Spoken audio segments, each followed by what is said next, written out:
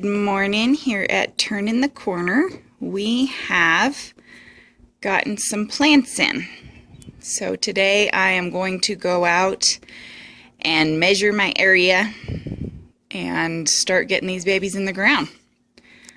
So this is the red leaf barberry, and I think you can see those thorns it has in there. So I cut the bottom of the bag and put them in water overnight, and then I left the bags on so the kids wouldn't be poking themselves on them. But we've already got little leaves. Wanted to do a small recording in here with without the wind's helps.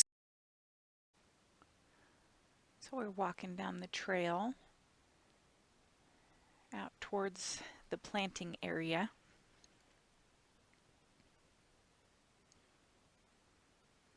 It's a beautiful sunny day. Here's a look at the general area where I have done the planting and used some unique items to mark where I'm going to place the plants and the bushes.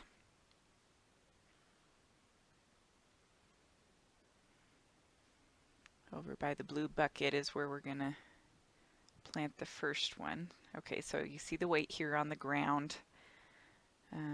That's where I want to, in general, start my planting.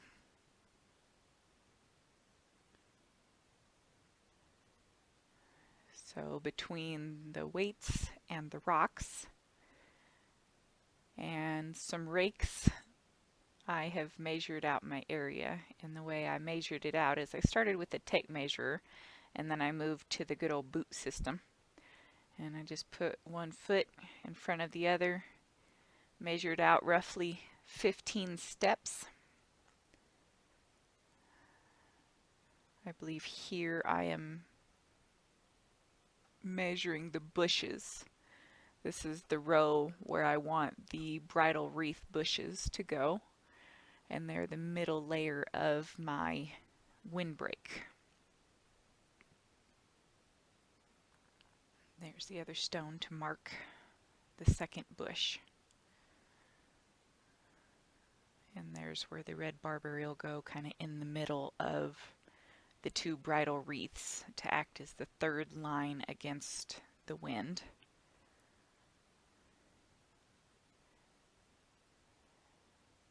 And moving more to the west of the western side of the property, we have the rocks and the line of scarlet maple trees. I started out with the rake and the piece of crib, and then I got smart and took some of the rocks off my path and put them out here. Just walking you between the rocks so you can see the measurements. For the scarlet maple trees, I did 15 feet in between, because they say the spread on those is 15 to 20 feet, and I figured some overlapping would not be a bad thing when it comes to making a windbreak. So the line will go all the way to the southern end of the property. Here I'm starting to dig. I'm going to dig in a circumference around my weight in order to remove the thatch of grass.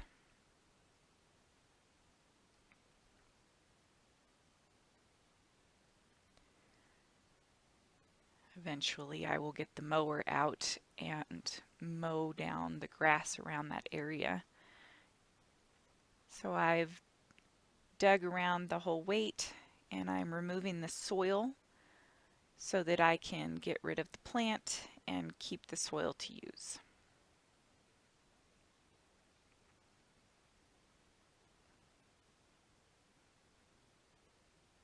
Just loosen it all up.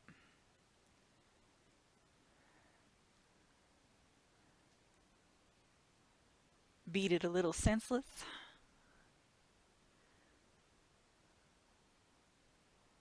This reduces my cost for potting soil because I'm using the soil that we have here already.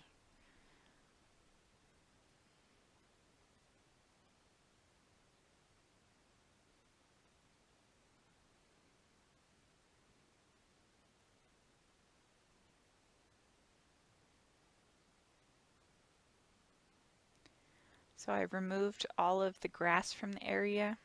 Look at that lovely dirt. It's just a really good mix of rested pasture there. So I'm going to dig out the rest of my hole.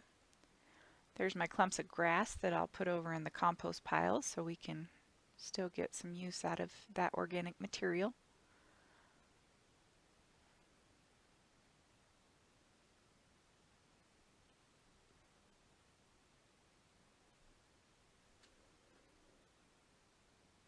Just got as much of the dirt off there as I possibly could.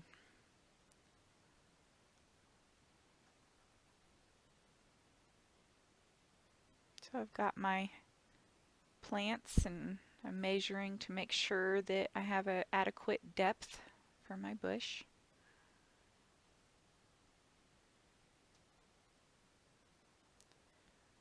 Remove the plastic, and there's 3 plants per bushel of plastic. I think this one looks like the healthiest one of the bunch, so that's the one I'll choose to plant first. Separate all the roots out gently. See the beautiful little leaves just budding into life.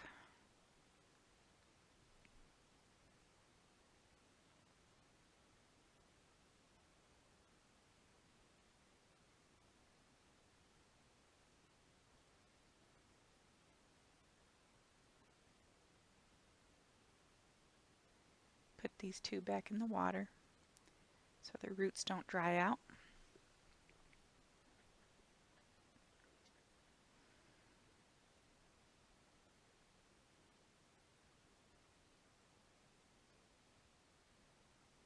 So I want to place it so that it's down past the root ball.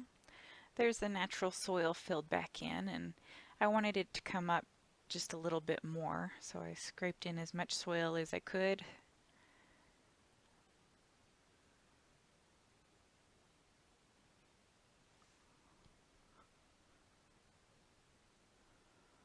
And Kane helped me put it in and smooth out some potting soil on top just to give it an added layer of soil. Hopefully to help with water retention and nutrients to start. There's a little baby. And then we placed some dark brown mulch on top. Athena and Kane helped me with all of this. She's helping get out the grass. Thank you. Please subscribe. We'll continue our journey.